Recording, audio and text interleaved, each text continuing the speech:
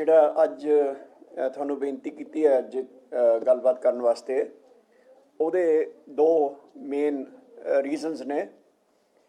ਵੱਡਾ ਰੀਜ਼ਨ ਤਾਂ ਇਹ ਹੈ ਕਿ ਕੇਜਰੀਵਾਲ ਸਾਹਿਬ ਲਗਾਤਾਰ ਸਰਦਾਰ ਦਵਿੰਦਰਪਾਲ ਸਿੰਘ ਭੁੱਲਰ ਦੇ ਇਸ਼ੂ ਉੱਤੇ ਝੂਠ ਬੋਲੀ ਚਲੀ ਜਾ ਰਹੇ ਨੇ। ਕੱਲ੍ਹ ਉਹਨਾਂ ਨੇ ਇਹ ਕਹਿਤਾ ਕਿ ਮੈਂ ਉਹਦੀ ਕਮੇਟੀ, ਪਹਿਲਾਂ ਤਾਂ ਉਹ ਕਹਿ ਰਹੇ ਸੀ ਕਿ ਸਾਡਾ ਇਹਦੇ ਨਾਲ ਕੋਈ ਲੈਣ ਦੇਣ ਹੀ ਨਹੀਂ ਹੈ। ਪਹਿਲਾਂ ਤਾਂ ਇਹ ਕਹਿ ਰਹੇ ਸੀ ਕਿ ਇਹ ਸਿਰਫ ਕੇਂਦਰ ਸਰਕਾਰ ਨੇ ਕਰਨਾ, ਲੇਕਿਨ ਕੱਲ੍ਹ ਉਹਨਾਂ ਦੇ ਨਾਲ ਦਿਆਂ ਨੇ ਉਹਨਾਂ ਨੂੰ ਸੁਝਾਇਆ ਹੋਏਗਾ ਕਿ ਸਾਡੀ ਰੋਜ਼ ਬਦਨਾਮੀ ਹੋ ਰਹੀ ਹੈ ਝੂਠ ਬੋਲਣ ਨਾਲ, ਅਤੇ ਤੁਸੀਂ ਇਸ ਗੱਲ ਨੂੰ ਤਸਲੀਮ ਕਰ ਲਓ, ਮੰਨ ਲਓ ਕਿ ਸਾਡਾ ਇਹ ਲੈਣ ਦੇਣ ਹੈ। ਤੋ ਉਹ ਇਹਨਾਂ ਦਾ ਮੰਨ ਲਿਆ ਕਿ ਉਹ ਕਮੇਟੀ ਜਿਹੜੀ ਹੈ, ਕੋਈ ਕਮੇਟੀ ਐਗਜ਼ਿਸਟ ਕਰਦੀ ਹੈ ਜਿਹੜੀ ਕਿ ਜ਼ਿਆਦਾ ਮੈਂਬਰ ਸਾਹਿਬਾਨ ਜਿਹੜੇ ਨੇ, 7 ਮੈਂਬਰ ਨੇ ਟੋਟਲ ਉਸ ਕਮੇਟੀ ਦੇ, ਉਹਦੇ ਜ਼ਿਆਦਾ ਮੈਂਬਰ ਸਾਹਿਬਾਨ ਜਿਹੜੇ ਨੇ ਉਹ ਦਿੱਲੀ ਸਰਕਾਰ ਦੇ ਨੇ, ਕੇਜਰੀਵਾਲ ਸਰਕਾਰ ਦੇ ਨੇ। ਔਰ ਇਹ ਕਿ ਉਸ ਕਮੇਟੀ ਦੀ ਮੀਟਿੰਗ ਵੀ ਹੋ ਚੁੱਕੀ ਹੈ ਔਰ ਉਸ ਕਮੇਟੀ ਨੇ ਫੈਸਲਾ ਵੀ ਲੈ ਲਿਆ, ਔਰ ਉਹ ਫੈਸਲਾ ਜਿਹੜਾ ਆ ਉਹ ਉਹੀ ਹੈ ਜੋ ਕਿ ਸ਼੍ਰੋਮਣੀ ਅਕਾਲੀ ਦਲ ਸ਼ੁਰੂ ਤੋਂ ਕਹਿੰਦਾ ਆ ਰਿਹਾ ਕਿ ਕੇਜਰੀਵਾਲ ਸਰਕਾਰ ਨੇ ਸਰਦਾਰ ਦਵਿੰਦਰਪਾਲ ਸਿੰਘ ਭੁੱਲਰ ਦੀ ਰਿਹਾਈ ਦੇ ਵਿੱਚ ਰੋੜਾ ਅਟਕਾਇਆ। ਕੱਲ੍ਹ ਤੱਕ ਤਾਂ ਇਹ ਕਹਿੰਦੇ ਰਹੇ, ਜਿਸ ਤਰ੍ਹਾਂ ਮੈਂ ਪਹਿਲਾਂ ਕਿਹਾ, ਕੱਲ੍ਹ ਤੱਕ ਤਾਂ ਇਹ ਕਹਿੰਦੇ ਰਹੇ ਕਿ ਦਿੱਲੀ ਸਰਕਾਰ ਦਾ ਤਾਂ ਕੋਈ ਰੋਲ ਹੀ ਨਹੀਂ ਹੈ ਇਹਦੇ ਵਿੱਚ, ਲੇਕਿਨ ਕੱਲ੍ਹ ਅਖੀਰ ਵਿੱਚ ਕਹਿੰਦੇ ਹੁੰਦੇ ਆ ਕਿ ਮੰਨਣਾ ਪੈ ਗਿਆ ਕਿ ਰੋਲ ਤਾਂ ਸਾਡਾ ਹੈ, ਔਰ ਇੱਕ ਕਮੇਟੀ ਵੀ ਬਣੀ ਹੋਈ ਹੈ ਔਰ ਕਮੇਟੀ ਦੀ ਮੀਟਿੰਗ ਵੀ ਹੋ ਚੁੱਕੀ ਹੈ 11 ਦਸੰਬਰ 2020 ਨੂੰ। ਔਰ ਉਸ ਮੀਟਿੰਗ ਦੇ ਵਿੱਚ ਜਿਹੜੇ ਮੈਂਬਰ ਸਾਹਿਬਾਨ ਨੇ ਉਹ ਬੜੀ ਦਿਲਚਸਪ, ਤੁਹਾਨੂੰ ਯਾਦ ਹੋਵੇ ਕੱਲ੍ਹ ਕੇਜਰੀਵਾਲ ਸਾਹਿਬ ਨੇ ਕਿਹਾ कि वो कमेटी भी जड़ी है वो उसमें हमारा कुछ लेना देना नहीं है, उसमें तो कुछ जज साहिबान होते हैं, जज साहिबान को तो हम कुछ कह नहीं सकते। ਹੁਣ ਮੈਂ ਦੱਸਣਾ ਚਾਹੁੰਦਾ ਤੁਹਾਡੇ ਰਾਹੀਂ ਸਾਰੇ ਪੰਜਾਬੀਆਂ ਨੂੰ ਕਿ ਉਹ ਕਮੇਟੀ ਕਿਹਨਾਂ ਦੀ ਹੈ ਔਰ ਉਸ ਕਮੇਟੀ ਵਿੱਚ ਕੌਣ ਕੌਣ ਹੈ। ਉਸ ਕਮੇਟੀ ਦੇ ਚੇਅਰਮੈਨ ਜਿਹੜੇ ਨੇ ਉਹਨਾਂ ਦਾ ਨਾਮ ਹੈ ਸਤਿੰਦਰ ਜੈਨ, ਔਰ ਉਹ ਕੇਜਰੀਵਾਲ ਸਰਕਾਰ ਦੇ ਗ੍ਰਹਿ ਮੰਤਰੀ ਨੇ। ਔਰ ਜਿਹੜਾ ਦੂਸਰਾ ਮੈਂਬਰ ਉਹਦਾ ਹੈ ਉਹਨਾਂ ਦਾ ਨਾਮ ਹੈ BS ਪੱਲਾ, ਉਹ ਨੇ ਇਹਨਾਂ ਦੇ home secretary, principal secretary home Delhi ਦੇ ਕੇਜਰੀਵਾਲ ਦੇ। ਔਰ ਤੀਸਰੇ ਜਿਹੜੇ ਮੈਂਬਰ ਸੈਕਟਰੀ ਨੇ, ਚੇਅਰਮੈਨ ਵੀ ਇਹਨਾਂ ਦਾ, ਮੈਂਬਰ ਸੈਕਟਰੀ ਵੀ ਇਹਨਾਂ ਦਾ ਸੰਦੀਪ ਗੋਇਲ, ਜਿਹੜੇ ਕਿ ਡਾਇਰੈਕਟਰ ਜਨਰਲ ਆਫ ਪ੍ਰਿਜ਼ਨਸ ਨੇ। ਪ੍ਰਿਜ਼ਨਸ ਦਾ ਮਹਿਕਮਾ ਇਹਨਾਂ ਦੇ ਥੱਲੇ ਹੈ, ਜਿਹਦੇ ਬਾਰੇ ਇਹ ਕੇਸ ਹੈ ਸਾਰਾ। ਇਹ ਕੇਸ ਦਾ ਪੁਲਿਸ ਨਾਲ ਸੰਬੰਧ ਨਹੀਂ ਹੈ, ਇਹਦਾ ਜੇਲ੍ਹਾਂ ਨਾਲ ਸੰਬੰਧ ਹੈ। ਉਹ ਵੀ ਮੈਂਬਰ ਸੈਕਟਰੀ ਵੀ ਇਹਨਾਂ ਦੇ ਨੇ, ਸੰਦੀਪ ਗੋਇਲ। ਔਰ ਜਿਹੜੇ ਚੌਥੇ ਮੈਂਬਰ ਨੇ ਉਹਨਾਂ ਦਾ ਨਾਮ ਹੈ ਸੰਜੇ ਕੁਮਾਰ ਅਗਰਵਾਲ। ਸੰਜੇ ਕੁਮਾਰ ਅਗਰਵਾਲ ਕੌਣ ਨੇ? ਉਹ ਹੈਗੇ ਨੇ principal secretary law and justice Kejriwal ਸਰਕਾਰ ਦੇ ਵਿੱਚ। ਔਰ ਉਹ ਤੋਂ ਅਗਲੇ ਜਿਹੜੇ ਮੈਂਬਰ ਸਾਹਿਬਾਨ ਨੇ, ਮੈਂਬਰ ਸਾਹਿਬ ਨੇ, ਉਹ ਇੱਕ ਮੈਂਬਰ, ਸਿਰਫ ਇੱਕ ਮੈਂਬਰ ਜਿਹੜਾ ਉਹ ਜੁਡੀਸ਼ਰੀ ਵਿੱਚੋਂ ਹੈ, ਉਹ ਜਿਹੜਾ ਕਿ ਦਿੱਲੀ ਸੈਸ਼ਨ ਜੱਜ ਵੱਲੋਂ ਨੋਮੀਨੇਟ ਕੀਤੇ ਗਏ ਨੇ, ਜਿਹੜੇ ਕਿ ਹੈੱਡਕੁਆਰਟਰਸ ਤੋਂ। ਔਰ ਉਹਨਾਂ ਦਾ ਨਾਮ honourable Satish Kumar ji, additional session ਜੱਜ ਨੇ, ਸਿਰਫ ਇੱਕ ਮੈਂਬਰ। ਔਰ ਉਹ ਤੋਂ ਅਗਲੇ ਜਿਹੜੇ ਮੈਂਬਰ ਸਾਹਿਬ ਨੇ ਉਹਨਾਂ ਦਾ ਨਾਮ ਹੈ ਮਿਸਿਸ ਰਸ਼ਮੀ ਸਿੰਘ, ਜਿਹੜੀ ਕਿ director social welfare department Delhi ਦੀ ਸਰਕਾਰ ਦੀ, ਦਿੱਲੀ ਸਰਕਾਰ ਦੀ, ਕੇਜਰੀਵਾਲ ਸਰਕਾਰ ਦੀ ਸੋਸ਼ਲ ਵੈਲਫੇਅਰ ਸੈਕਟਰੀ। ਔਰ ਸਿਰਫ ਇੱਕ ਮੈਂਬਰ ਉਹਦੇ ਵਿੱਚ ਕੇਂਦਰ ਸਰਕਾਰ ਦਾ। 7 ਮੈਂਬਰ ਨੇ ਟੋਟਲ, ਜਿਨ੍ਹਾਂ ਵਿੱਚੋਂ 5 ਮੈਂਬਰ ਕੇਜਰੀਵਾਲ ਸਰਕਾਰ ਦੇ ਨੇ ਔਰ ਚੇਅਰਮੈਨ ਵੀ ਕੇਜਰੀਵਾਲ ਸਰਕਾਰ ਦੇ ਨੇ, ਔਰ ਉਹਨਾਂ ਦੇ ਜਿਹੜੇ ਮੈਂਬਰ ਸੈਕਟਰੀ ਨੇ ਉਹ ਵੀ ਕੇਜਰੀਵਾਲ ਸਰਕਾਰ ਦੇ ਨੇ। ਅਤੇ ਜਨਾਬ ਇੰਨੇ ਲਗਾਤਾਰ ਪੂਰੇ ਦੇਸ਼ ਦੇ ਸਾਹਮਣੇ ਝੂਠ ਬੋਲਦੇ ਆ ਰਹੇ ਨੇ ਕਿ ਸਾਡਾ ਉਹਦੇ ਨਾਲ ਕੋਈ ਲੈਣ ਦੇਣ ਨਹੀਂ ਹੈ। ਹੁਣ ਇਹ ਜਿਹੜੀ ਉਹਨਾਂ ਨੇ ਰਿਕਮੈਂਡੇਸ਼ਨ ਕੀਤੀ ਉਸ ਕਮੇਟੀ ਨੇ, ਜਿਹੜੀ ਕਿ ਇਹਨਾਂ ਦੀ ਆਪਣੀ ਸਰਕਾਰ ਦੀ ਕਮੇਟੀ ਹੈ, ਜਿਹਦੇ ਵਿੱਚ ਕਿ ਜ਼ਿਆਦਾ ਮੈਂਬਰ ਸਾਹਿਬਾਨ, 7 ਵਿੱਚੋਂ 5 ਮੈਂਬਰ ਜਿਹੜੇ ਨੇ ਉਹ ਕੇਜਰੀਵਾਲ ਸਰਕਾਰ ਦੇ ਨੇ। ਉਹਨੇ ਜੋ ਰਿਕਮੈਂਡੇਸ਼ਨ ਕੀਤੀ ਉਹ ਮੈਂ ਪੜ੍ਹ ਕੇ ਦੱਸਣੀ ਚਾਹੁੰਦਾ ਤੁਹਾਨੂੰ। ਬਹੁਤ ਛੋਟੀ 1-2 ਲਾਈਨਾਂ ਦੀ ਹੈ ਸਿਰਫ, ਤਾਂ ਕਿ ਜਿਹੜੇ ਸਮੂਹ ਪੰਜਾਬੀ ਆ ਉਹ ਸੁਣ ਲੈਣ ਕਿ ਉਸ ਕਮੇਟੀ ਨੇ, ਕੇਜਰੀਵਾਲ ਸਰਕਾਰ ਵੱਲੋਂ ਬਣਾਈ ਕਮੇਟੀ ਨੇ, ਜਿਹਦੇ ਕਿ 7 ਵਿੱਚੋਂ 5 ਮੈਂਬਰ ਕੇਜਰੀਵਾਲ ਸਰਕਾਰ ਦੇ ਨੇ।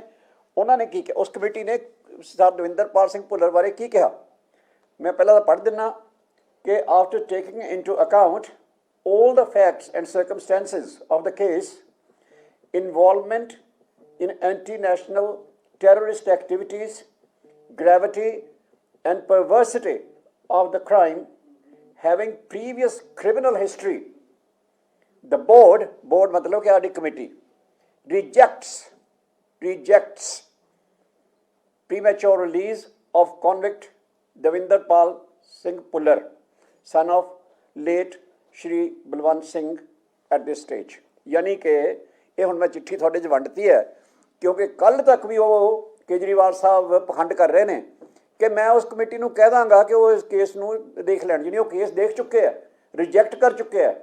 और असी बार बार कह रहे हैं कि तुसीं झूठ मत बोलो, वो केंद्र सरकार का कोई लैन देन नहीं सी, उहदा प्रिजन का मसला है, प्रिजन तुहाडे थल्ले ने और तुहाडी कमेटी बनी है, तुहाडी कमेटी दे विच तुहाडे ही चेयरमैन सी सतिंदर जैन, तुहाडे मैंबर सैक्रटरी सी, 7 विचों 5 मैंबर तुहाडे सी और उहने सरदार दविंदरपाल सिंह भुल्लर की रिहाई नूं रोकिया। 7 बंदियां दा केस इस कमेटी ने कंसीडर किया, उन्हें 7 के नाम भी दिते हुए हैं। उन्हां विचों एक सिर्फ एक जिहड़े सीगे जिन्हां दा केस जिहड़े केस देखे उन्होंने उन्हां चों सिर्फ एक केस वो सी जिहड़ा सरदार दविंदरपाल सिंह भुल्लर उन्हां दा सी।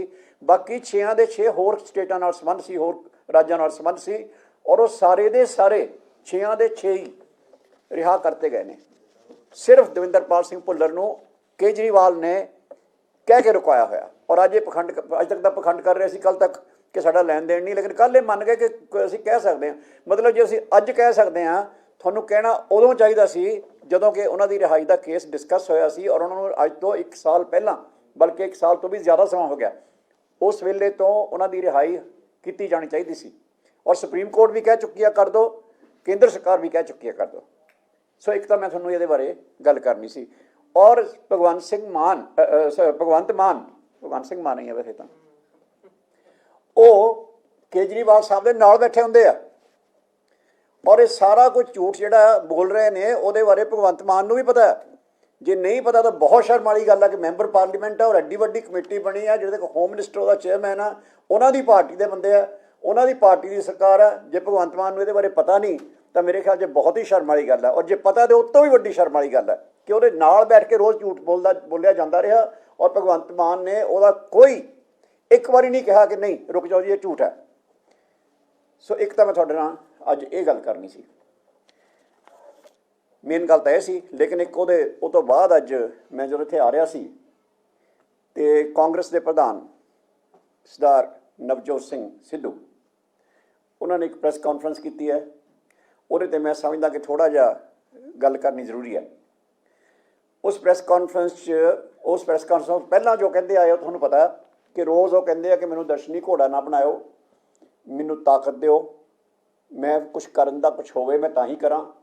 मैं पंजाबियां नूं याद कराना चाहना कि पंजाब दा मुख मंत्री पंजाब दे लोकां ने नहीं बदलिया, नवजोत सिंह सिद्धू दे कहण ते कांग्रेस हाईकमांड ने बदलिया रातों रात। सारे सूबे ने देखा सी वो नवजोत सिंह सिद्धू पहला तो नवजोत सिंह सिद्धू के दबाव पाण ते नवजोत सिंह सिद्धू नूं कांग्रेस का प्रधान बनाया गया, फिर नवजोत सिंह सिद्धू के कहण ते मुख मंत्री बदलिया गया, फिर नवजोत सिंह सिद्धू के कहण दे उत्ते डायरैक्टर जनरल पुलिस बदलिया गया, फिर एडवोकेट जनरल सूबे का बदलिया गया। इस तो वध ताकत होर तुसीं होर की चाहते हो? भी मैं ये क्यों कह रहा कि इन्नी ताकत है ना, क्योंकि मुख मंत्री बदल सकते हैं, DGP बदल सकते हैं, एडवोकेट जनरल बदल सकते हैं, अपनी मर्जी नाल प्रधानगी लै सकते हैं। जाखड़ साहब नूं हटाया गया इन्हों प्रधान बनाने वास्ते और ये हजे भी कहते हैं कि मैं दर्शनी घोड़ा हाँ, यानी कि लोगों को ये दसना चाहते हैं कि जिहड़े मैं काम नहीं करे इन्ने सालों के वो इस करके नहीं करे कि मेरे को ताकत नहीं सी। तुहाडे कोल ताकत तो इन्नी सी कि तुसीं मुख मंत्री साहब बदला सकते हो, तुसीं DGP बदला सकते हो, एडवोकेट जनरल बदला सकते हो, सब कुछ कर सकते हो। लेकिन तुसीं ये नहीं कर सके कि जिहड़ा मॉडल तुसीं अज लैके आए हो कि जी असीं करांगे वो असीं करांगे, उहदे बारे मैं गल करांगा। वो तुसीं मुख मंत्री तुसीं बदलवा सकते हो, DGP तुसीं बदलवा सकते हो, एडवोकेट जिथे तुसीं बदलाखोरी करनी सी उत्थे जो कुछ चाहिदा सी वो करवा सकते हो। लेकिन लोगों लिए कुछ नहीं कर सके। लोगों लिए ना करन दी बहानेबाजी की है कि मेरे को ताकत नहीं सी। ताकत मैं दसदा कि ताकत तो तुहाडे कोल सारे पंजाब ने देखी है। मुख मंत्री किहदे कहण ते बदलिया गया, प्रधान इन्हों किहदे कहण ते बनाया गया, DGP किहदे कहण ते बदलिया, सारे पंजाब नूं पता नहीं। तो किवें कहंदे ने कि मैं दर्शनी घोड़ा है या मेरे को ताकत नहीं है। लेकिन अज कुछ होर गल्लां भी कर गए नाल और इस तरह के जाल बुन गए है, इस तरह के सुपने दिखाने की कोशिश की है कि जिन्हां दा कोई सिर पैरे नहीं बनता। मैं एक दो गल्लां ही करदा उहदे बारे। पहला तो कहंदे असीं मनरेगा दा जिहड़ा है वो ਵਧਾ ਦਾਂਗੇ, 2500 ਤੋਂ ਵਧਾ ਕੇ ਪਤਾ ਨਹੀਂ ਕਿੰਨਾ ਕਰ ਦਾਂਗੇ। ਜਨਾਬੇ ਆਲੀ ਮਨਰੇਗਾ ਜਿਹੜਾ government of India the scheme ਹੈ, ਸਟੇਟ ਗਵਰਨਮੈਂਟ ਦਾ ਉਹਦੇ 'ਚ ਕੋਈ ਲੈਣਾ ਦੇਣਾ ਨਹੀਂ ਹੁੰਦਾ। ਸਾਰੇ ਦੇਸ਼ ਵਾਸਤੇ ਉਹਦੇ ਤੈਅ ਹੁੰਦੇ ਨੇ, ਜਿਹੜੇ ਉਹਦੇ ਆਪਣੇ ਜਿਹੜੀ ਉਹਦੀ ਵੇਜ ਹੁੰਦੀ ਹੈ, ਜਿਹੜਾ ਉਹਦਾ ਉਜਰਤ ਜਾਂ ਉਹਦੀ ਜੋ ਵੇਜ ਕਹਿ ਲਓ, ਮਿਹਨਤਾਨਾ ਹੁੰਦਾ ਜਿਹੜਾ, ਉਹ ਸਾਰੇ ਦੇਸ਼ ਲਈ ਲਾਗੂ ਕੀਤਾ ਜਾਂਦਾ ਔਰ ਗਵਰਨਮੈਂਟ ਆਫ ਇੰਡੀਆ ਉਹਨੂੰ ਤੈਅ ਕਰਦੀ ਹੈ। ਉਹ ਕੋਈ ਪੰਜਾਬ ਦੇ ਜਾਂ ਬਿਹਾਰ ਦੇ ਜਾਂ ਕਿਸੇ ਹੋਰ ਸੂਬੇ ਨੇ ਤੈਅ ਨਹੀਂ ਕਰਨਾ ਹੁੰਦਾ। ਸੋ ਉਹਦੇ ਬਾਰੇ ਤੁਸੀਂ ਵਾਅਦਾ ਕਿਵੇਂ ਕਰਤਾ ਕਿ ਤੁਸੀਂ ਪ੍ਰਾਈਮ ਮਿਨਿਸਟਰ ਦੀ ਇਲੈਕਸ਼ਨ ਲੜ ਰਹੇ ਹੋ, ਅਤੇ ਤੁਸੀਂ ਇਹ ਵਾਅਦਾ ਕਿਵੇਂ ਕਰਤਾ? ਤੁਸੀਂ ਵੱਧੋ ਵੱਧ ਇਹ ਕਹਿ ਸਕਦੇ ਸੀ ਕਿ ਮੈਂ ਪੰਜਾਬ ਗਵਰਨਮੈਂਟ ਦੇ ਖਜ਼ਾਨੇ 'ਚੋਂ ਇੰਨੀ ਸਬਸਿਡੀ ਹੋ।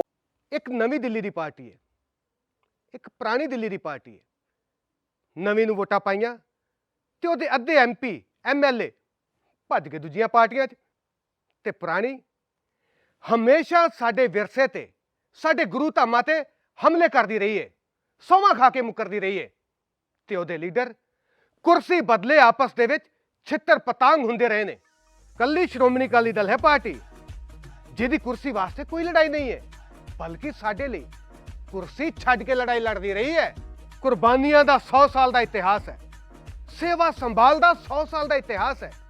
ਲੀਡਰ ਕਲੀਅਰ ਹੈ, ਲੀਡਰ ਦਾ ਏਜੰਡਾ ਵੀ ਕਲੀਅਰ ਹੈ। ਸਾਡੀ ਤਰੱਕੀ, ਸਾਡੀ ਸਫਲਤਾ ਦੀ ਗੱਲ ਕਰਦੀ ਹੈ। ਹੋਰ ਕੀ ਚਾਹੀਦਾ ਹੈ? ਨਾਲੇ ਉਹਨਾਂ ਦਾ ਲੀਡਰ ਸਰਦਾਰ ਸੁਖਬੀਰ ਬਾਦਲ ਜੋ ਕਹਿੰਦਾ ਹੈ ਸੋ ਕਰਦਾ ਹੈ।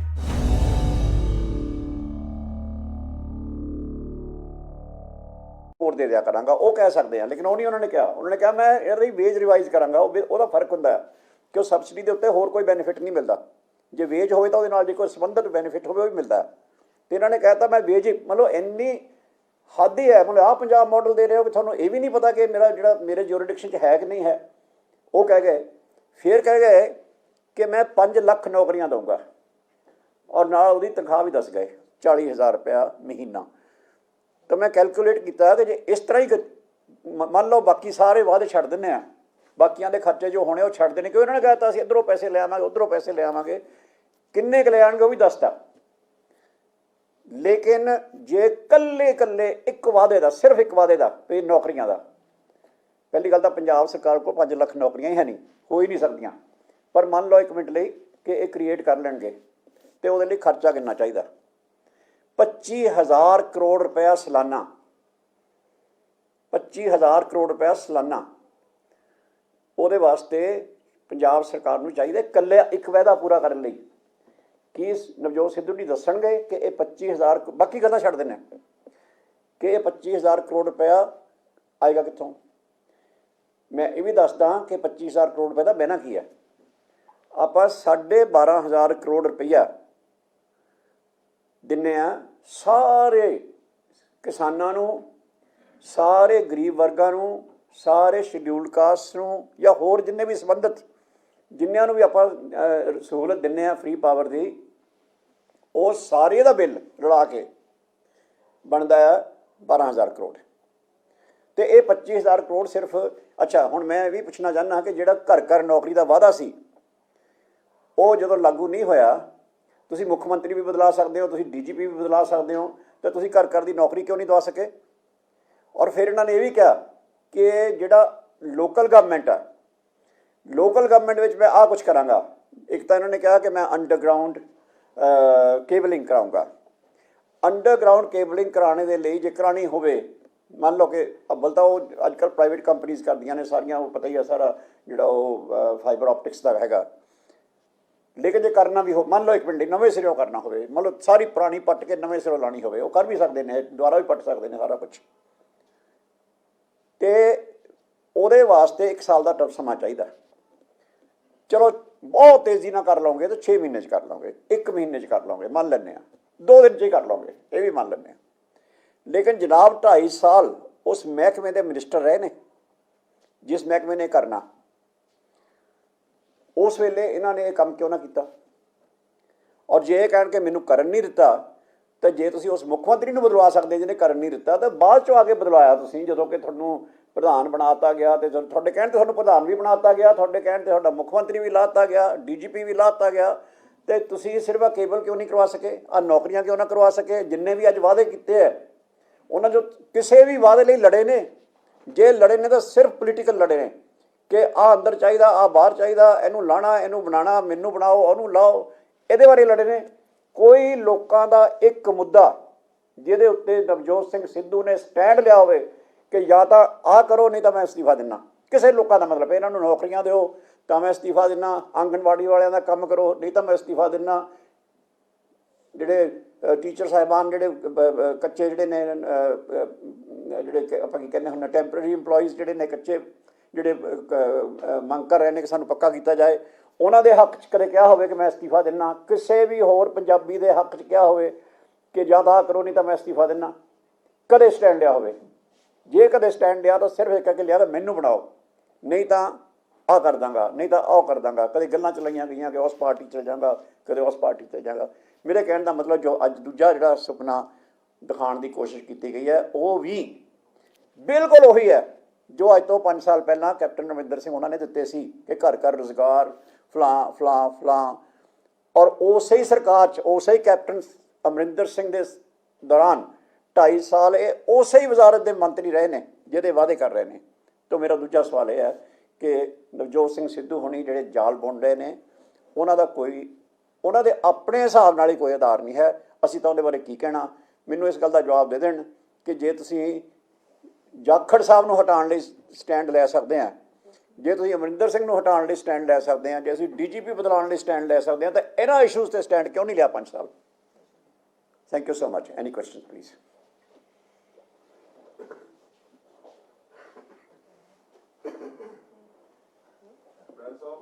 ਪਹਿਲਾ ਸਵਾਲ ਮੈਂ ਪੁੱਛੂੰਗਾ, ਅੱਜ ਜਿਵੇਂ ਕਿ ਨਵਜੋਤ ਸਿੰਘ ਸਿੱਧੂ ਨੇ ਪ੍ਰੈਸ ਕਾਨਫਰੰਸ ਕੀਤੀ ਹੈ, ਉਹਨਾਂ ਨੇ ਕਹਿਤਾ ਜੀ ਅਸੀਂ ਬੇਰੁਜ਼ਗਾਰੀ ਸਭ ਤੋਂ ਵੱਡਾ ਮੁੱਦਾ ਪੰਜਾਬ 'ਚ, ਉੱਤੇ ਫੋਕਸ ਕਰਾਂਗੇ, ਇੰਨੀਆਂ ਨੌਕਰੀਆਂ ਦੇਵਾਂਗੇ। ਸਭ ਤੋਂ ਵੱਡਾ ਮੁੱਦਾ ਬੇਰੁਜ਼ਗਾਰੀ ਦਾ, ਹਾਂ, ਕਿ ਅਸੀਂ ਰੋਜ਼ਗਾਰ ਲਵਾਂਗੇ ਪੰਜਾਬ ਦੇ ਵਿੱਚ। ਜੀ ਜੀ।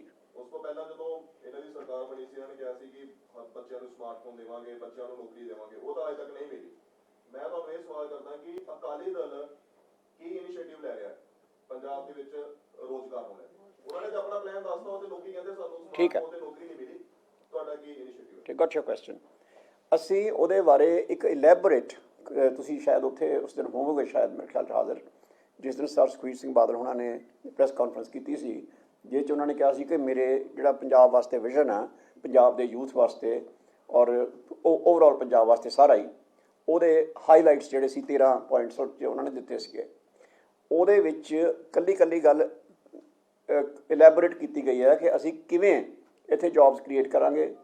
ਔਰ ਫਰਦਰ ਜਿਹੜਾ ਸਾਡਾ ਮੈਨੀਫੈਸਟੋ ਆ ਰਿਹਾ ਉਹਦੇ 'ਚ ਕੱਲਾ ਉਹਦੇ 'ਚ ਸਭ ਤੋਂ ਪਹਿਲੀ ਗੱਲ ਇਹ ਹੈ ਕਿ ਜਿਹੜਾ ਵੀ ਵਾਅਦਾ ਕੀਤਾ ਜਾਵੇ ਉਹਨੂੰ ਸਭ ਤੋਂ ਪਹਿਲੀ ਮੰਗ ਸਾਡੀ ਹੈ ਕਿ ਸਭ ਤੋਂ ਅਸੀਂ ਔਰ ਇਹਦੇ ਲਈ ਫਾਈਟ ਕਰਾਂਗੇ ਕਿ ਜਿਹੜੀ ਵੀ ਪਾਰਟੀ ਇਨਕਲੂਡਿੰਗ ਸਾਡੀ ਆਪਣੀ ਅਕਾਲੀ ਦਲ, ਬਸਪਾ, ਇਹਦੇ ਸਣੇ ਜਿਹੜਾ ਵੀ ਵਾਅਦਾ ਕਰੇ ਉਹਦੇ ਲਈ ਉਹਨੂੰ ਕਾਨੂੰਨੀ ਤੌਰ 'ਤੇ ਅਕਾਊਂਟੇਬਲ ਹੋਵੇ, ਯਾਨੀ ਕਿ ਉਹਦੇ 'ਤੇ ਜ਼ਿੰਮੇਵਾਰੀ ਹੋਵੇ। ਜੋ ਕਚਹਿਰੀ 'ਚ ਖੜ੍ਹ ਕੇ ਝੂਠ ਬੋਲਣ ਦੀ ਸਜ਼ਾ ਆ, ਉਹੀ ਲੋਕਾਂ ਦੀ ਕਚਹਿਰੀ 'ਚ ਖੜ੍ਹ ਕੇ ਝੂਠ ਬੋਲਣ ਦੀ ਸਜ਼ਾ ਹੋਵੇ। ਤਾਂ ਜਿਹੜਾ ਸਾਡਾ ਮੈਨੀਫੈਸਟੋ ਆ ਰਿਹਾ ਹੈ, ਪਹਿਲਾਂ ਤਾਂ ਤੁਹਾਨੂੰ ਦੱਸ ਚੁੱਕਾ ਕਿ 13 ਪੁਆਇੰਟਸ ਅਸੀਂ ਦਿੱਤੇ ਸੀ ਉਹਦੇ 'ਚ ਸੀਗਾ, ਲੇਕਿਨ ਜਿਹੜਾ ਅਸੀਂ ਮੈਨੀਫੈਸਟੋ ਲੈ ਕੇ ਆ ਰਹੇ ਹੋ ਅੱਜ ਨਹੀਂ ਮੈਂ ਰਿਵੀਲ ਕਰਨਾ ਚਾਹੁੰਦਾ ਕਿਉਂਕਿ ਉਹ ਫਿਰ ਐਡਵਾਂਸ ਠੀਕ ਨਹੀਂ ਹੁੰਦਾ। ਉਹਦਾ ਕੱਲਾ ਪੁਆਇੰਟ ਇਲੈਬੋਰੇਟ ਕਰਾਂਗੇ ਕਿ ਅਸੀਂ ਆਹ ਕਰਾਂਗੇ ਤਾਂ ਕਰਾਂਗੇ ਕਿਵੇਂ। ਜੇ ਅਸੀਂ ਕੋਈ ਵੀ ਵਾਅਦਾ ਕਰਦੇ ਹਾਂ, ਜਦੋਂ ਇਹਨਾਂ ਨੇ ਕਰਤਾ 5 ਲੱਖ ਜੌਬ ਤੇ ਫਲਾਂ, ਅਸੀਂ ਕੋਈ ਵੀ ਵਾਅਦਾ ਕਰਾਂਗੇ, ਜਿਹੜੇ ਵੀ ਵਾਅਦੇ ਕਰ ਰਹੇ ਹਾਂ, ਕੱਲੇ ਦੇ ਰਿਸੋਰਸਿਸ ਕਿੱਥੋਂ ਆਉਣਗੇ ਨਾਲ ਤੁਹਾਨੂੰ ਐਕਸਪਲੇਨ ਕਰਕੇ ਦੇਵਾਂਗੇ। ਉਸ ਦਿਨ ਪ੍ਰੈਸ ਕਾਨਫਰੰਸ ਕਰਾਂਗੇ, ਤੁਹਾਡੇ ਸਾਰੇ ਸਵਾਲ ਵੀ ਲਵਾਂਗੇ ਬਿਫੋਰ ਇਲੈਕਸ਼ਨ ਆਬਵੀਅਸਲੀ। ਜਿਹੜਾ ਮੁੱਦਾ ਹੈ, ਕੁਝ ਵਿਰੋਧੀ ਇਲਜ਼ਾਮ ਲਗਾਉਂਦੇ ਨੇ ਕਿ ਇਲੈਕਸ਼ਨ ਦੇ ਨੇੜੇ ਆ ਕੇ ਤੁਸੀਂ ਇਹ ਮੁੱਦਾ ਛੇੜਦੇ ਹੋ, ਇਲੈਕਸ਼ਨ ਦੇ ਨੇੜੇ ਆ ਕੇ ਮੁੱਦਾ ਬਣਦਾ ਹੈ, ਪਹਿਲੇ ਕਿਉਂ ਨਹੀਂ ਇਸ ਬਾਰੇ ਡਿਮਾਂਡਸ ਕੀਤੀਆਂ ਜਾਂਦੀਆਂ? ਤੁਸੀਂ ਭੁੱਲਰ ਸਾਹਿਬ ਦੇ ਮੁੱਦੇ ਦੀ ਗੱਲ ਕਰ ਰਹੇ, ਬਿਲਕੁਲ ਸਹੀ ਗੱਲ ਹੈ। Good question, very good question. In fact Sardar Davinderpal Singh Bhullar ਦੇ ਕੇਸ ਦੇ ਉੱਤੇ 5 ਵਫਦ ਸਾਡੇ ਅਲੱਗ-ਅਲੱਗ ਸਮਿਆਂ ਦੇ ਉੱਤੇ ਪਿਛਲੇ 7 ਸਾਲ ਵਿੱਚ, 5-7 ਸਾਲ ਮੈਨੂੰ ਤਾਂ ਕਹਿ ਰਿਹਾ ਕਿ ਪਿਛਲੇ 5 ਸਾਲ ਸਰਕਾਰ ਦੇ, 10 ਸਾਲ ਪਿਛਲੇ 5 ਸਾਲ ਸਾਡੀ ਸਰਕਾਰ ਦੇ ਔਰ 5 ਸਾਲ ਅਜੇ ਹੁਣ ਗੁਜ਼ਰੇ ਨੇ। ਇਹਦੇ ਡਿਊਰਿੰਗ, ਇਸ ਸਰਕਾਰ ਦੇ ਡਿਊਰਿੰਗ ਵੀ ਜਦੋਂ ਅਸੀਂ ਆਪੋਜੀਸ਼ਨ 'ਚ ਸੀਗੇ ਔਰ ਉਸ ਤੋਂ ਪਹਿਲਾਂ ਜਦੋਂ ਅਸੀਂ ਸਰਕਾਰ 'ਚ ਸੀਗੇ, 7 ਸਾਡੇ ਡਿਫਰੈਂਟ ਡੈਲੀਗੇਸ਼ਨ ਪ੍ਰੈਜ਼ੀਡੈਂਟਸ ਨੂੰ ਵੀ ਮਿਲੇ ਨੇ, ਪ੍ਰਾਈਮ ਮਿਨਿਸਟਰ ਸਾਹਿਬਾਨ ਨੂੰ ਵੀ ਮਿਲੇ ਨੇ, ਸਰਦਾਰ ਪ੍ਰਕਾਸ਼ ਸਿੰਘ ਬਾਦਲ ਹੋਣਾ ਦੀ ਅਗਵਾਈ ਵਿੱਚ ਵੀ ਮਿਲੇ ਨੇ, ਸਰਦਾਰ ਸੁਖਬੀਰ ਸਿੰਘ ਬਾਦਲ ਹੋਣਾ ਦੀ ਅਗਵਾਈ ਵਿੱਚ ਵੀ ਮਿਲੇ ਨੇ। ਔਰ ਉਸ ਤੋਂ ਇਲਾਵਾ ਡੈਲੀਗੇਸ਼ਨ ਤੋਂ ਇਲਾਵਾ ਸਰਕਾਰ ਵੱਲੋਂ ਜਿਹੜਾ ਹੈਗਾ ਇਸ ਕੇਸ ਦੇ ਵਿੱਚ ਅਕਾਲੀ ਉਸ ਵੇਲੇ ਜਿਹੜੀ ਸਾਂਝੀ ਸਰਕਾਰ ਸੀ ਸਾਡੀ, ਉਸ ਸਰਕਾਰ ਵੱਲੋਂ ਗਵਰਨਮੈਂਟ ਆਫ ਇੰਡੀਆ ਨੂੰ ਰਿਕਮੈਂਡ ਕੀਤਾ ਗਿਆ ਸੀਗਾ ਕਿ ਬਤੌਰ ਪੰਜਾਬ ਸਰਕਾਰ ਅਸੀਂ ਮਹਿਸੂਸ ਕਰਦੇ ਹਾਂ ਕਿ ਇਹਨਾਂ ਨੂੰ ਰਿਹਾ ਕਰ ਦਿੱਤਾ ਜਾਏ। ਸੋ ਇਹ ਅੱਜ ਨਹੀਂ ਹੈ, ਅੱਜ ਤਾਂ ਹੁਣ ਤਾਂ ਹੋਇਆ ਕਿ ਇਹਨਾਂ ਨੇ ਆ ਕੇ ਆਪਣੇ ਕੇਜਰੀਵਾਲ ਸਾਹਿਬ ਨੇ ਝੂਠ ਬੋਲਣੇ ਸ਼ੁਰੂ ਕੀਤੇ, ਤਾਂ ਉਹਦੇ ਜਵਾਬ ਸਾਨੂੰ ਸਾਰਾ ਕੁਝ ਕਰਨਾ ਪਿਆ ਕਿ ਇਹਨਾਂ ਦੀ ਆਪਣੀ ਜਿਹੜੀ ਬਣਾਈ ਹੋਈ ਕਮੇਟੀ ਹੈ, ਜਿਹਦਾ ਚੇਅਰਮੈਨ ਇਹਨਾਂ ਦਾ ਆ, ਜਿਹੜੇ ਮੈਂਬਰ ਸੈਕਟਰੀ ਇਹਨਾਂ ਦਾ, ਜਿਹੜੇ 7 ਚੋਂ ਮੈਂਬਰ ਇਹਨਾਂ ਦੇ ਨੇ, ਉਹਦੇ ਬਾਰੇ ਝੂਠ ਬੋਲਦੇ ਰਹੇ ਨੇ ਕਿ ਸਾਡਾ ਤਾਂ ਮੁੱਦਾ ਹੀ ਨਹੀਂ ਹੈ, ਇਹ ਤਾਂ ਕੇਂਦਰ ਸਰਕਾਰ ਕੋਲੇ ਹੈ। ਨਹੀਂ, ਹੁਣ ਇਸ ਤੋਂ ਵੱਡਾ ਝੂਠ ਕੀ ਹੋ ਸਕਦਾ ਕਿ ਤੁਹਾਡੀ ਸਰਕਾਰ ਦਾ ਫੈਸਲਾ ਹੋਵੇ ਔਰ ਤੁਸੀਂ ਕਹੋ ਸਾਡਾ ਫੈਸਲਾ ਹੀ ਨਹੀਂ ਹੈ। ਇਹ ਅੱਜ ਮੰਨਣਾ ਪੈ ਗਿਆ ਨਾ। ਹੁਣ ਜਦੋਂ ਉਹਨਾਂ ਨੇ ਇਹ ਕਿਹਾ ਕਿ ਮੈਂ ਕਮੇਟੀ ਨੂੰ ਫੇਰ ਕਹਾਂਗਾ, ਤਾਂ 2 ਗੱਲਾਂ ਮੰਨ ਗਏ। ਨੰਬਰ 1 ਕਿ ਕਮੇਟੀ ਹੈ, ਨੰਬਰ 2 ਕਿ ਤੁਸੀਂ ਉਹਨੂੰ ਕਹਿ ਸਕਦੇ ਆ। ਝੂਠ ਫੇਰ ਬੋਲ ਗਏ ਕਿ ਤੁਹਾਡੇ ਫੈਸਲੇ ਹੋ ਚੁੱਕੇ ਨੇ। ਹੁਣ ਤੁਹਾਨੂੰ ਬੇਨਤੀ ਇਹ ਹੈ, ਮੈਂ ਕੱਲ੍ਹ ਵੀ ਕੀਤੀ ਸੀ, ਕਿ ਆਹ ਜਿਹੜਾ ਤੁਸੀਂ ਫੈਸਲਾ ਕੀਤਾ ਹੋਇਆ ਸਰਦਾਰ ਦਵਿੰਦਰਪਾਲ ਸਿੰਘ ਭੁੱਲਰ ਦੇ ਖਿਲਾਫ, ਇਹਨੂੰ ਤੁਰੰਤ ਰਿਵਿਊ ਕਰੋ ਔਰ ਉਹਨਾਂ ਨੂੰ 1 ਮਿੰਟ ਵੀ ਔਰ ਅਸੀਂ ਕਿਸੇ ਨੂੰ ਪਰਸਿਊ ਕਰਾਂਗੇ ਕਿ ਜਿੰਨਾ ਟਾਈਮ ਤੁਸੀਂ ਉਹਨਾਂ ਨੂੰ ਲੋੜ ਤੋਂ ਜਿਹੜੇ ਉਹਨਾਂ ਦਾ ਸਮਾਂ ਬਣਦਾ ਸੀ, ਜੇਲ੍ਹ ਉਹਨਾਂ ਦੀ ਟਰਮ ਖਤਮ ਹੋ ਚੁੱਕੀ ਹੈ, ਉਸ ਤੋਂ ਬਾਅਦ ਤੁਸੀਂ ਉਹਨਾਂ ਨੂੰ ਜੇਲ੍ਹ 'ਚ ਰੱਖਿਆ, ਉਹਦੇ ਲਈ ਕੌਣ ਜ਼ਿੰਮੇਵਾਰ ਹੈ?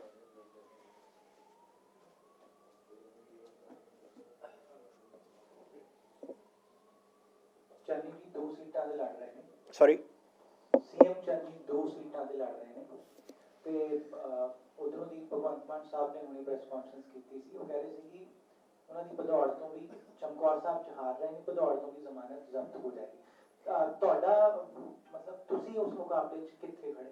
ਦੇਖੋ, ਬਤੌਰ ਇੱਕ ਪੰਜਾਬ ਦੇ ਵੋਟਰ, ਉਹਨਾਂ ਨੂੰ ਮੈਂ ਤਾਂ ਰਿਕਮੈਂਡ ਕਰਾਂਗਾ ਕਿ ਉਹ 2 ਤੋਂ ਕਿਉਂ 117 ਤੋਂ ਲੜਨ, ਕਿਤੇ ਨਾ ਕਿਤੇ ਸ਼ਾਇਦ ਜਿੱਤੀ ਜਾਣ। ਇਹਨਾਂ 2 ਦੇ ਤਾਂ ਲੱਗ ਨਹੀਂ ਰਿਹਾ, ਕਿਉਂਕਿ ਇੱਕ ਵਾਰੀ ਤਾਂ ਉਹ ਮੰਨ ਹੀ ਗਏ ਨੇ ਕਿ ਉਹਨਾਂ ਦੇ, ਤਾਂ ਹੀ ਉਹਨਾਂ ਨੂੰ ਦੂਜੇ ਪਾਸੇ ਜਾਣਾ ਪਿਆ। ਦੇਖੋ ਫਰਕ ਹੁੰਦਾ, ਮਜੀਠੀਆ ਸਾਹਿਬ ਆਪਣਾ ਹਲਕੇ ਤੋਂ ਇਲਾਵਾ ਦੂਜੇ ਦੇ ਘਰ ਜਾ ਕੇ ਉਹਨੂੰ ਲਲਕਾਰਨ ਗਏ ਨੇ, ਉਹ ਇੱਕ ਹੋਰ ਗੱਲ ਹੈ, ਸਾਹਮਣੇ ਹੈ ਸਾਰਿਆਂ ਦੇ। ਇਹ ਤੁਸੀਂ ਆਪਣਾ ਘਰ ਛੱਡ ਕੇ ਦੌੜੇ ਹੋ, ਇਹ ਗੱਲ ਹੀ ਹੋਰ ਹੈ। ਤੋ ਨਾਲੇ ਮੁੱਖ ਮੰਤਰੀ ਸਾਹਿਬ ਨੂੰ ਐਡਾ ਕਿਹੜਾ ਫਿਕਰ ਪੈ ਗਿਆ? ਤਾਂ ਮੈਨੂੰ ਕਹਿੰਦੇ ਅੱਜ ਮੈਂ ਤਾਂ ਪੋਪੂਲਰ ਹੀ ਬੜਾ ਹਾਂ, ਅਤੇ ਜੇ ਤੁਸੀਂ ਪੋਪੂਲਰ ਹੋ ਤਾਂ ਤੁਸੀਂ 1 ਸੀਟ 'ਤੇ ਜਿੱਥੋਂ ਮਰਜ਼ੀ ਖੜ੍ਹ ਜਾਓ, ਕੀ ਹੈ। ਪਰ ਮੈਂ ਤਾਂ ਕਹਿੰਦਾ 117 'ਤੇ ਖੜੋ, ਕਿਤੇ ਨਾ ਕਿਤੇ ਸ਼ਾਇਦ ਆ ਲੱਗ ਜਾਏ। ਅਨੰਦਪੁਰ ਸਾਹਿਬ ਸੀਟ ਤੇ ਸਹਿਮਤੀ ਬਣ ਗਈ? ਸੌਰੀ, ਅਨੰਦਪੁਰ ਸਾਹਿਬ ਸੀਟ ਤੇ ਸਹਿਮਤੀ ਬਣ ਗਈ? ਅਨੰਦਪੁਰ ਸਾਹਿਬ ਸੀਟ ਦੇ ਉੱਤੇ ਮਤਲਬ ਸਾਡੀ, ਤੁਸੀਂ ਅਕਾਲੀ ਬਸਪਾ ਦੀ ਗੱਲ ਕਰ ਰਹੇ ਹੋ? ਅਸੀਂ ਪਹਿਲਾਂ ਇਹ ਗੱਲ ਕਹਿ ਚੁੱਕੇ ਹਾਂ ਕਿ ਉਹਦੇ ਬਾਰੇ ਫੈਸਲਾ ਬਸਪਾ करेगी, तो सहमति है ही है।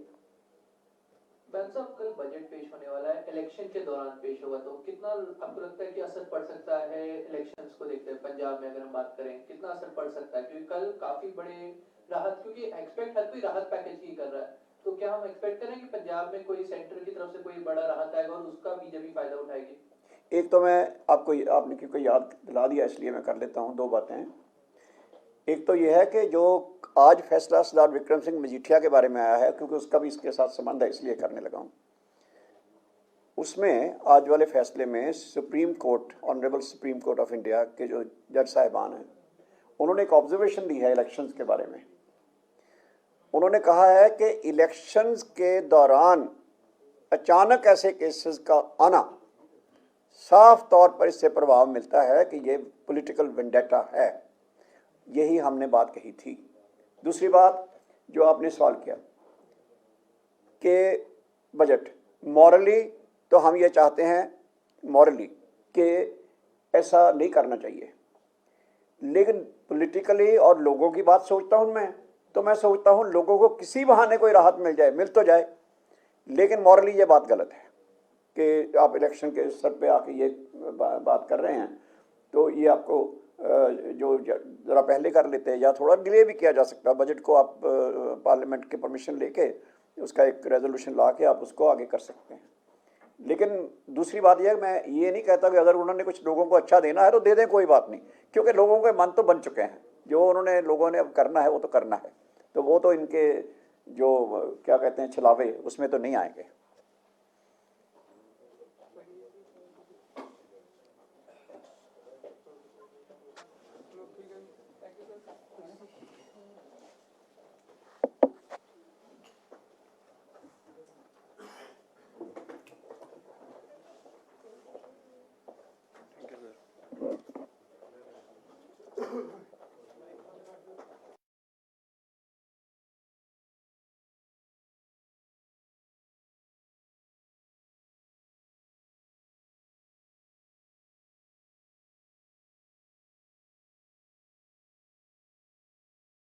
ਨਾ ਤੂੰ ਦੱਸ, ਪੰਜਾਬ ਵਿੱਚ ਬਾਹਰੋਂ ਬੰਦੇ ਬਾੜ ਲਏ, ਸਾਡੇ ਮਸਲੇ ਹੁਣ ਉਹ ਹੱਲ ਕਰਨਗੇ? ਉਹ ਤਾਂ ਸਾਨੂੰ ਮਰਵਾ ਹੀ ਦੇਣਗੇ, ਉਹਨਾਂ ਨੂੰ ਕੀ ਦਰਦ ਹੈ ਸਾਡਾ? ਕਿਉਂ ਵੀਰ ਜੀ? ਬਾਈ ਫਿਰ ਹੁਣ ਕਰੀਏ ਕੀ? ਬਾਕੀ ਸਾਰੇ ਨੇ ਦਿੱਲੀ ਦੇ ਦਲ, ਪੰਜਾਬ ਦਾ ਤਾਂ ਇੱਕੋ ਹੀ ਹੈ, ਅਕਾਲੀ ਦਲ। ਆਹੋ ਜੀ, ਉਹਨਾਂ ਨੂੰ ਤਜਰਬਾ ਹੈ ਤਰੱਕੀ ਦਾ, ਸਰਬੱਤ ਦੇ ਭਲੇ ਦਾ ਤੇ ਗਰੀਬਾਂ ਲਈ ਸਹੂਲਤਾਂ ਦੇਣ ਦਾ। ਗੱਲ ਤਾਂ ਆ ਹੈ, ਪੰਜਾਬ ਨੂੰ ਚਾਹੀਦਾ ਠਹਿਰਾਓ, ਸਟੇਬਿਲਿਟੀ। ਉਹ ਤਾਂ ਦੇ ਸਕਦਾ ਹੈ ਇਕੱਲਾ ਅਕਾਲੀ ਦਲ। ਨਾ ਕੋਈ ਕੁਰਸੀ ਦੀ ਲੜਾਈ, ਨਾ ਅੱਗ ਲਗਾਈ, ਬਸ ਲੋਕ ਭਲਾਈ। ਐਤਕੀ ਮਸਲੇ ਕਰੋ ਹੱਲ। ਲਿਆਓ ਬਸਪਾ, ਅਕਾਲੀ ਦਲ।